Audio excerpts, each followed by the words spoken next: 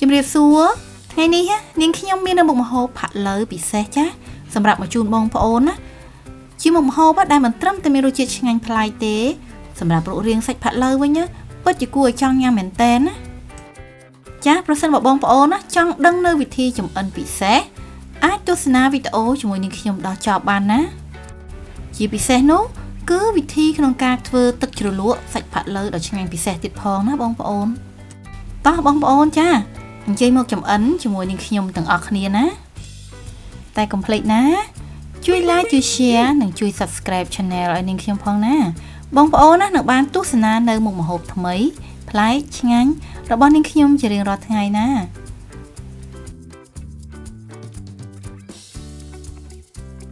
សម្រាប់គ្រឿងផ្សំវិញគឺនាងខ្ញុំមានស្លឹកត្រចៀកជ្រូកចា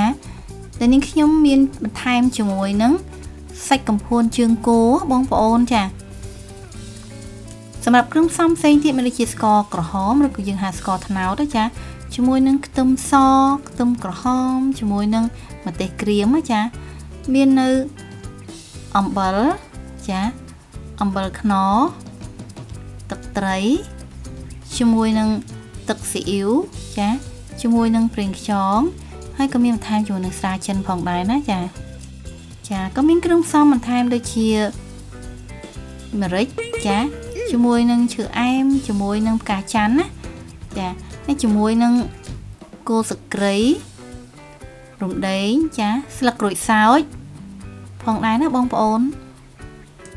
ចាហើយសម្រាប់សាច់ផាក់ឡូវនេះដែរថ្ងៃនេះគឺនាងខ្ញុំធ្វើជាមួយនឹងទឹកដូងខ្ចីចា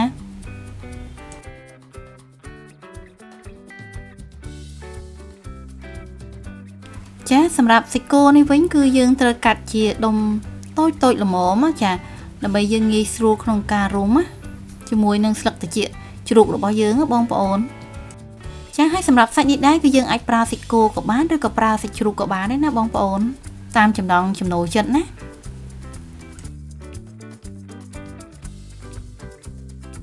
ចាបន្ទាប់មកគឺយើងយកសាច់គោនេះបងប្អូនមករុំជាមួយនឹងស្លឹកត្រចៀកជ្រូករបស់យើងចាគឺយើងរុំធ្វើយ៉ាងណាដើម្បីឲ្យណែនល្អចាបងប្អូនណាអាចចងតាមវិធីណាក៏បានដែរចាឲ្យតែសាច់របស់យើងនឹងគឺជាប់ណែនល្អ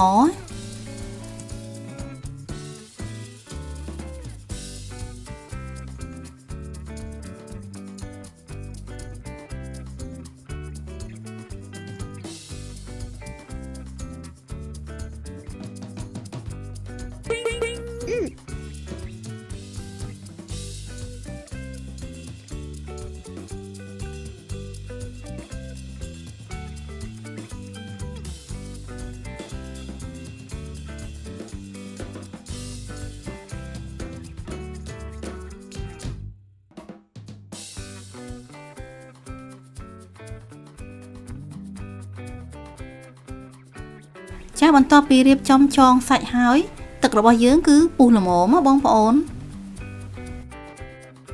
ចាដែលដាក់បន្ថែមជាមួយនឹងគល់ស្ក្រៃជាមួយនឹងរំដេងចាស្លឹកក្រូចសើចបន្ថែមជាមួយនឹងម្រេចគ្រាប់ផងដែរណាបងប្អូនហើយសម្រាប់ម្ទេសក្រៀមនេះដែរប្រសិនបងប្អូនញ៉ាំហឹរបងប្អូនអាចប្រើណាសម្រាប់នេះខ្ញុំមិនបានដាក់ទេដោយសារខ្លាចកូនហឹរចាបន្ថែមជាមួយនឹងអំបិលបន្តិចចាជាមួយនឹងត្រាចិនមួយស្លាបព្រាបាយទើបយើងបន្ថែមសាច់ចូលណាបងប្អូន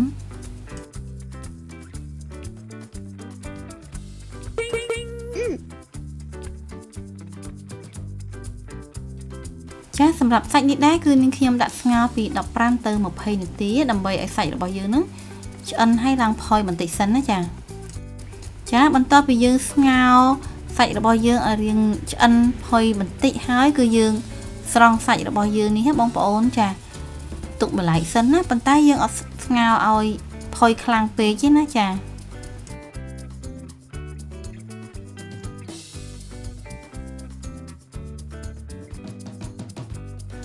បន្ទាប់មកគឺយើងដាក់ឆ្នាំងដាក់ប្រេងឆាឲ្យក្តៅបងប្អូន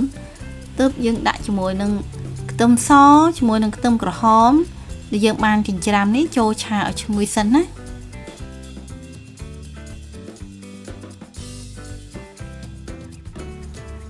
ចានៅពេលដែលខ្ទឹមរបស់យើងនេះឆាឈ្ងុយហើយគឺនាងខ្ញុំបន្ថែមជាមួយនឹងស្ករក្រហមចា ដើម្បីឆាឲ្យឡើងពណ៌ក្រហមល្អសិនណាបងប្អូន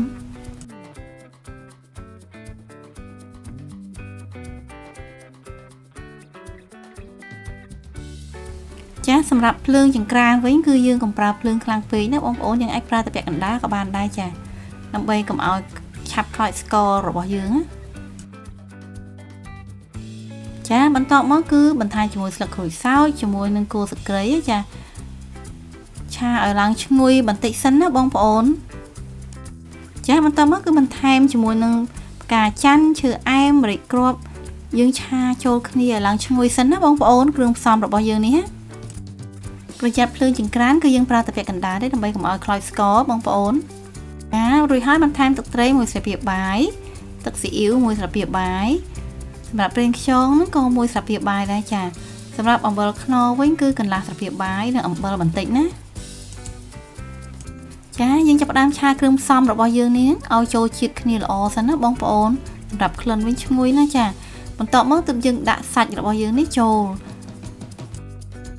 ចាយើងធ្វើការត្រឡប់សាច់របស់យើងហ្នឹងជាមួយនឹងទឹកគ្រឿងផ្សំរបស់យើងនេះចាឲ្យឡើងចូលជាតិបន្តិចសិនណា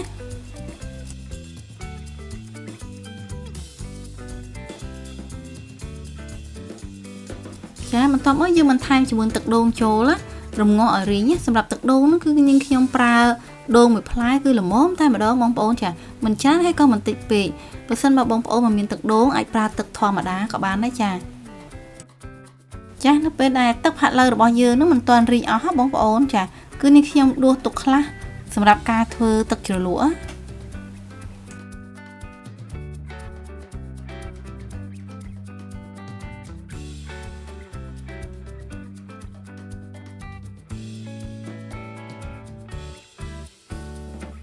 ចាបន្តមកទៀតគឺយើងចាប់ផ្ដើមរំងាស់សាច់ផាត់ឡូវរបស់យើងនេះរហូតដល់រីងទឹកណាបងប្អូនរីងទឹកដូងរបស់យើងហ្នឹងចារួចហើយគឺយើងរំងាស់បន្តបងប្អូនរហូតដល់រីងទឹកចាសម្រាប់ភ្លើងវិញគឺយើងប្រើភ្លើងតែចិត្តពាក់កណ្ដាលបានហើយចាឥឡូវនេះគឺទឹកផាត់ឡូវរបស់យើងនឹងចាប់ផ្ដើមរីងហើយណាបងប្អូនអញ្ចឹងយើងចាប់ផ្ដើមបន្ថយភ្លើងឲ្យនៅតិចចារួចហើយយើងត្រឡប់សាច់របស់យើងនឹងឲ្យជាប់ជាមួយនឹងទឹកផាត់ឡូវហ្នឹងណាបងប្អូនចាឥឡូវនេះសាច់ផាក់ឡូវរបស់នាងខ្ញុំគឺឆ្អិនហើយបងប្អូនចាហើយសម្រាប់ពណ៌វិញគឺល្អមែនតើណាហើយក្លិនវិញគឺឈ្ងុយសម្រាប់រសជាតិធានាថាឆ្ងាញ់ណាស់បងប្អូនចា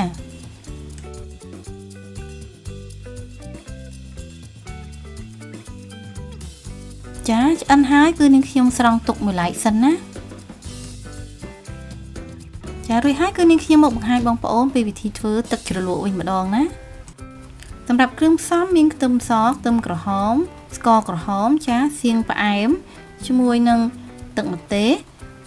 អំពិលទុំចាចុងក្រោយនោះគឺទឹកផាត់ឡូវដែលយើងបានដួសទុកអំបញ្ញមិញណាចាបន្តមកគឺដាក់ខ្ទះដាក់ប្រេងឆាឲ្យក្តៅបងប្អូនទើបនេះខ្ញុំដាក់ខ្ទឹមសខ្ទឹមក្រហមដែលបានចិញ្ច្រាំរួចហើយនេះចូលឆាឲ្យឈ្ងុយសិនណានៅពេលដែលខ្ទឹមរបស់យើងឈ្ងុយហើយគឺនាងខ្ញុំបន្ថែមជាមួយនឹងសៀងផ្អែមចាសៀងអំបញ្ញមិញនេះគឺយើងយកទៅចិញ្ច្រាំឲ្យម៉ត់ណាដើម្បីចូលឆាជាមួយ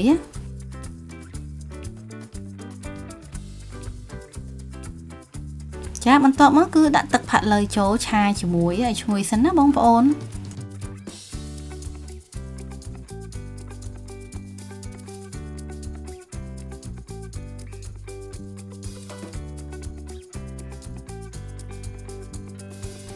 បន្ទាប់មកនាងខ្ញុំបន្ថែមជាមួយនឹងស្ករក្រហមហ្នឹងគឺ1ស្លាបព្រាបាយចា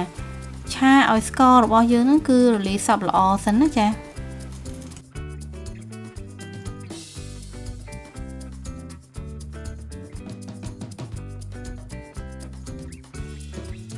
បន្ទាប់មកគឺបន្ថែមជាមួយនឹងទឹកអំពិលទុំចាគឺយើងយកអំពិលនេះច្របាច់យកទៅទឹកឯណាបងប្អូន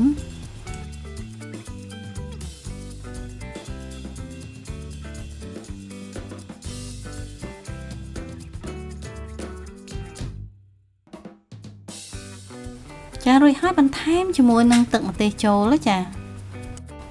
បងប្អូនណាអាចភ្លក់រសជាតិហើយបន្ថែមបន្ថយគ្រឿងផ្សំតាមចំណង់ចំណូលចិត្តណា ចាសម្រាប់សៀងវិញបងប្អូនគឺយើងប្រើសៀងផ្អែមណាទើបមានរសជាតិឆ្ងាញ់ជាងសៀងប្រៃចាសម្រាប់ទឹកជ្រលក់របស់នាងខ្ញុំឥឡូវនេះគឺរួចរាល់ហើយចាងាយមែនតើណាចាបន្ទាប់មកគឺយើងផ្ដើមរៀបចំសាច់បងប្អូនដោយយកសាច់របស់យើងនេះមកកាត់ចំណងចេញសិនណាចាសម្រាប់សាច់ផាក់ឡូវនេះបងប្អូនគឺយើងទុកឲ្យរាងត្រជាក់បន្តិចសិនណាចាំយើងយកមកកាត់ចំណងចាធ្វើបែបនេះគឺសាច់របស់យើងនឹងគឺស្អិតជាប់គ្នាបានល្អចា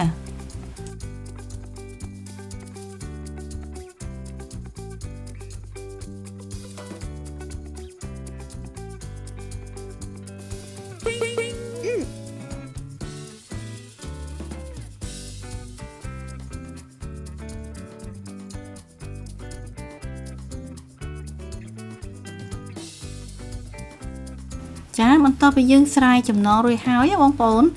គឺយើងអាចកាត់សាច់នេះដើម្បីយកមកញ៉ាំបានហើយណាចា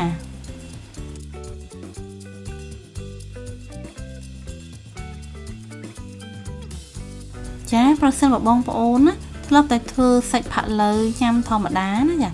អាចសាកល្បងធ្វើសាច់ផាក់ឡូវពិសេសនេះបានណាបងប្អូនចាធានាថាឆ្ងាញ់ហើយជាប់ចិត្តតែម្ដងណាចាឥឡូវនេះគឺសាច់ផាក់ឡូវរបស់នាងខ្ញុំគឺឆ្អិនហើយចាឥឡូវនេះសាច់ផាក់ឡូវរបស់នាងខ្ញុំគឺរួចរាល់ហើយបងប្អូនចាហើយប្រសិនបើបានញ៉ាំជាមួយនឹងបន្លែទៀតណារឹតតែពិសេសចាដោយបន្ថែមជាមួយនឹងទឹកជ្រលក់បងប្អូនចាគឺមានរសជាតិឆ្ងាញ់មែនតើណាចាកុំភ្លេចណាចំអិនញ៉ាំទាំងអស់គ្នាណាប្រសិនបើបងប្អូនណាមានចម្ងល់អ្វីអាច comment នៅខាងក្រោមវីដេអូរបស់នាងខ្ញុំបានណាចា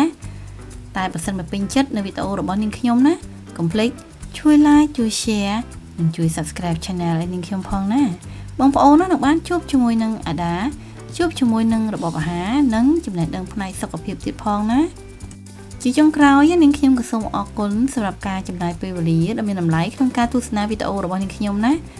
ជួបគ្នានៅវីដេអូក្រោយៗទៀតណាជម្រាបលាអរគុណ